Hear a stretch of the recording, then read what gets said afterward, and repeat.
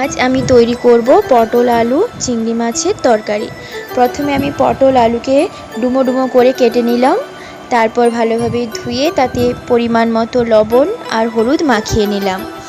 এরপর আমি চিংড়ি মাছগুলোকেও ভালোভাবে ধুয়ে নিলাম, ধুয়ে তাতেও পরিমাণ মতো লবণ আর হলুদ মাখিয়ে নিলাম। এরপর আমি মশলা তৈরি করার জন্য মিক্সির মধ্যে নিয়ে নিলাম পেঁয়াজ কুচি, অল্প পরিমাণে রসুন কুচি, আদা কুচি, পরিমাণ মতো লঙ্কা আর অল্প করে জিরে গুঁড়ো। তারপর দেখো আমার মশলা রেডি হয়ে গেছে। এরপর আমি কড়াইতে তেল দিয়ে নিলাম। তারপর চিংড়ি মাছগুলোকে কড়াইয়ের তেলটা গরম হয়ে যাওয়ার পর দিয়ে দিলাম, দিয়ে ভালোভাবে নাড়াচাড়া করতে লাগলাম। দেখো নাড়াচাড়া করতে করতে আমার চিংড়ি মাছগুলো লাল লাল হয়ে ভাজা হয়ে যাবে। বলতে বলতেই ভাজা কমপ্লিট হয়ে গেছে। কালারটা খুব সুন্দর এসেছে দেখো। যাই হোক, আমি তেলের থেকে তুলে নিলাম।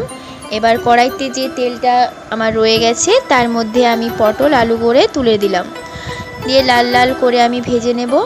নাড়াচাড়া করতে লাগলাম। ব্যাস আমার ভাজা কমপ্লিট হয়ে গেছে। এরপর কড়াইতে আবার তেল দিয়ে পেস্ট করে রাখা মশলাটা আমি ওই তেলের মধ্যে দিয়ে দিলাম, দিয়ে আমি নাড়াচাড়া করতে লাগলাম যাতে মশলাটা আমার ভালোভাবে ভাজা হয়ে যায়। ব্যাস মশলাটা ভাজা হয়ে যাওয়ার পর এতে আমি দিয়ে দেব অল্প পরিমাণে লবণ।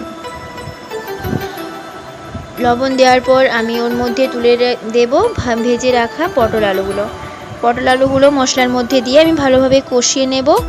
তারপর একটু জল দিয়ে দেব যাতে মশলাটা আমার একটু ভালোভাবে ভাজা হয়ে যায়। দেখো মশলাটা আমার ঠিক ফুটছে। ওই সময় আমি ভেজে রাখা চিংড়ি মাছগুলো ওর মধ্যে দিয়ে নিলাম।